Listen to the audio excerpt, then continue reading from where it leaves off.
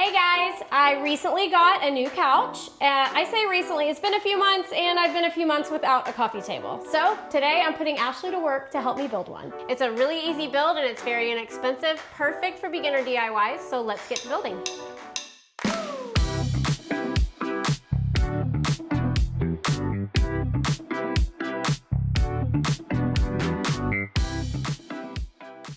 Okay, so the first thing we're gonna do on this coffee table is build our base. And this is all gonna be hidden under something. So we're gonna put our pocket holes on the outside.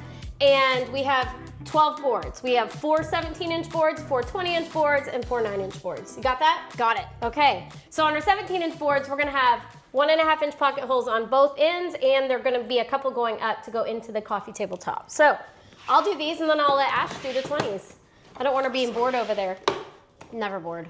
One thing I love about this table too is I didn't have to rip any of my 2x4s. So not bad. This is very, very strong wood. Very. It looks like it's been in the elements. It's been in my garage for a few months. I was like, oh my gosh, I don't have to buy 2x4s. Actually, I was more like, yay, I don't have to go back to Lowe's. So we're using the 720 Pro to put holes in this very strong wood. I mean, do you see how strong that wood is? And it actually doesn't matter which side, good or bad, because again, we have a fun little thing we're gonna be covering the space with.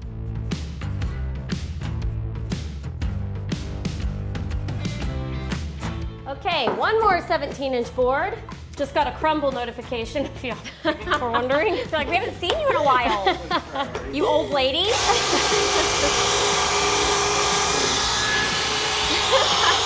I mean, for our 9-inch boards, Ashley, I'm gonna give the old rotator cuff a break.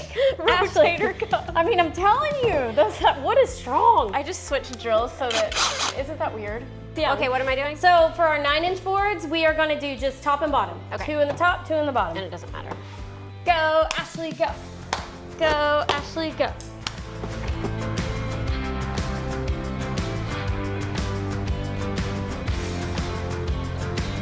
Pocket holes done. So we're gonna move our 720 Pro and we are now going to build the base of this coffee table, which is a 16 by 20-inch. It's not a square, it's a rectangle. What would that be? What would a cube be that's not cubed? But that's what we're gonna build now. In fact, we're gonna build, you know what we're gonna do? We're gonna build 2 sides first. So we're gonna build 2 of these frames right here. You're gonna build one, I'm gonna build the other. Those are our 20 inches and then a 9 inches go up into it. So it's just these boards will be the top ones. Yep. Okay. So if you'll give me one of those and one of the ones without pocket holes going up, our 17s will connect it. So to explain again, we actually did pocket holes on our 20-inch boards. These pocket holes we're gonna use to attach to our coffee table top. So we want that facing up. Then we have our 9-inch boards, 1 on each side, and then our bottom board with nothing, and that's gonna go on the bottom. So we're making a little rectangle, a little picture frame.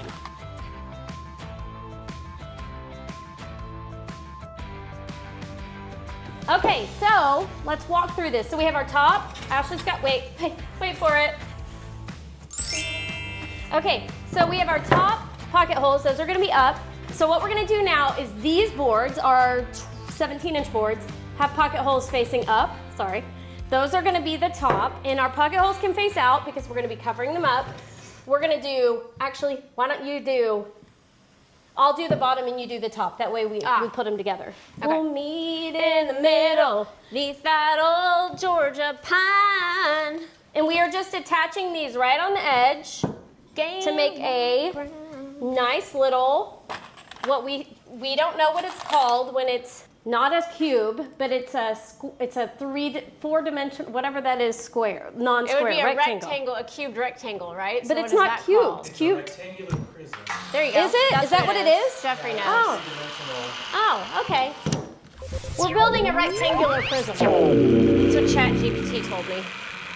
You've got the top, I've got the bottom. Let's figure out the easiest way to do this.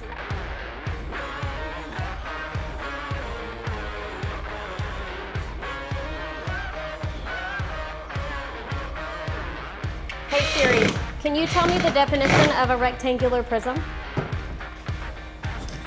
A rectangular prism is a 3D shape with 6 faces. all of which are rectangles. Other names for a rectangular prism are a cuboid or simply a box. This answer.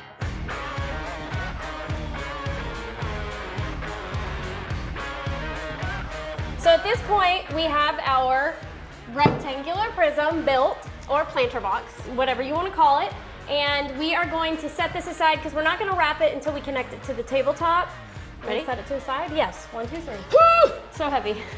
So for the tabletop, we are using laminated project panels to save money.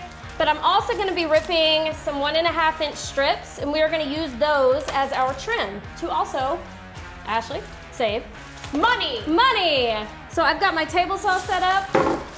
All right, here goes. I'm going to 2 strips on this one and 2 strips on that one.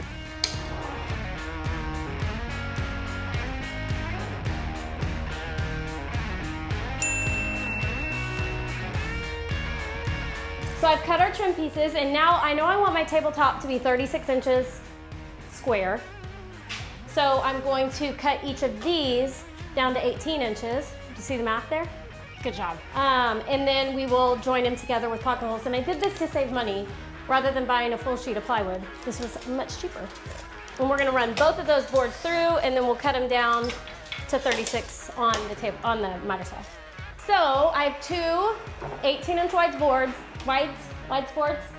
and I'm gonna go cut these because these are 48 inches long. Are they? Yeah. And I'm gonna cut them down to 36 inches. And what's great is I can save all this scrap for the next time I decide to build something.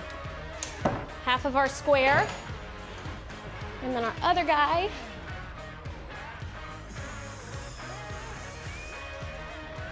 So there's our 2 rectangles that will form our square. And now, Ash, you think we ought to use the Rebel? Yes, I think we should use the Rebel Yell! Rebel. Wait, the Rebel! The Rebel!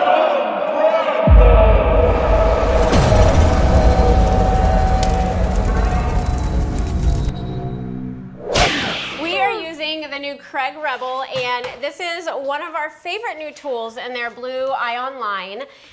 It is very similar. It's a combination between the 720 Pro and the Foreman. I think it's more, I use it more like I would use the Foreman because it's like a portable Foreman, and it's battery powered, not electric. Whoop, whoop. And this is something, again, that it doesn't matter which side our pocket hole's on. We'll probably just make it the bottom, but we're covering everything. Everything will get covered. So I'm setting it to 3/4 of an inch, and this one is set to 3/4 of an inch. And there's no clamping. It's got a clamp and a no-slip grip on the bottom, and it works like a drill press. So what we love about this is you do not have to reset and clamp. You just drill your hole, pick it up, and move it to another spot. Amazing.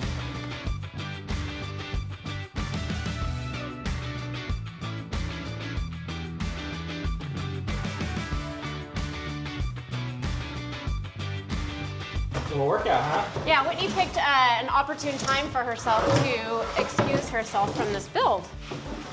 I think it's intentional. I think she plans it out.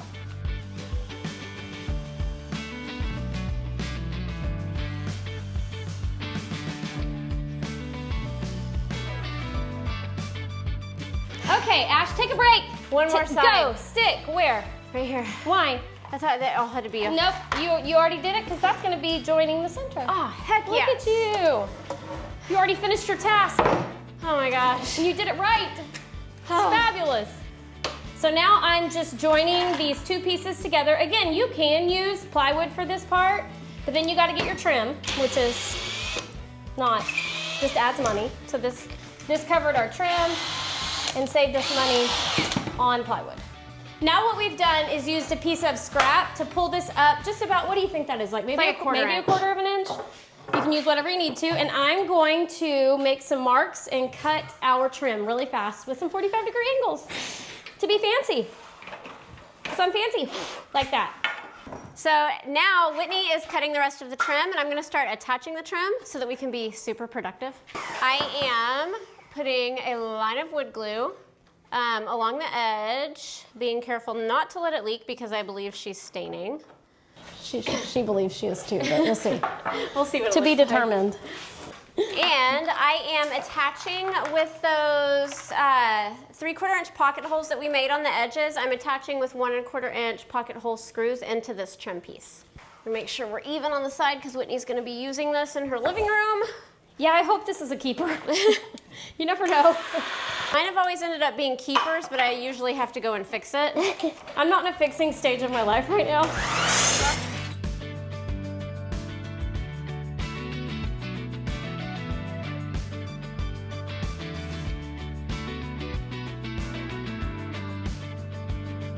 Final trim piece, and then we will attach our base to this. Jed's probably gonna stand on this table, so glue is likely a good idea.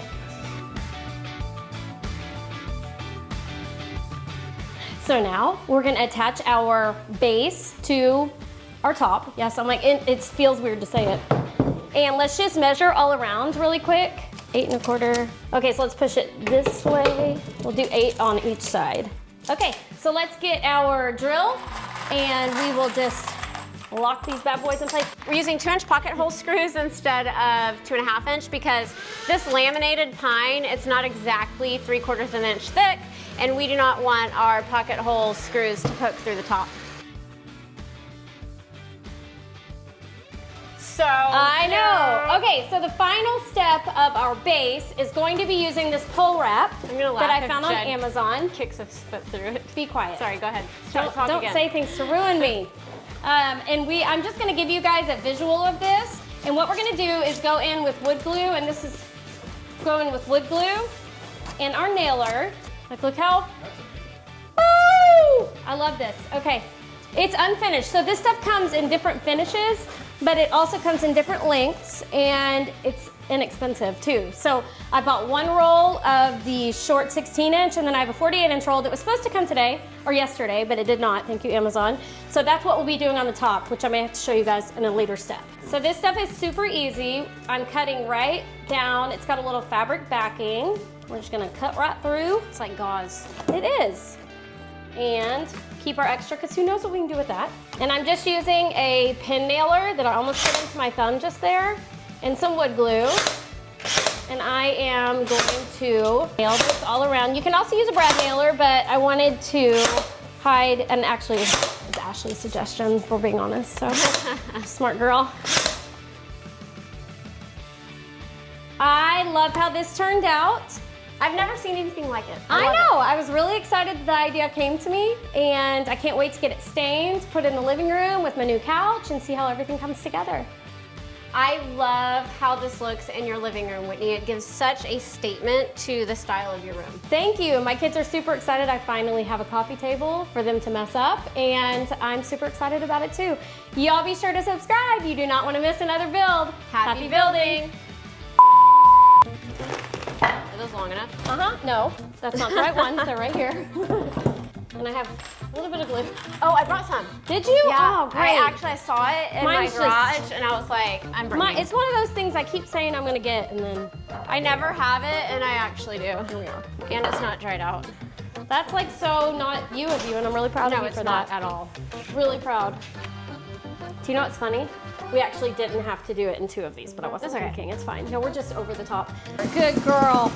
Ah, Mother trucker. out of glue. Why don't you use the one that's not empty? Shut up. Overrated. There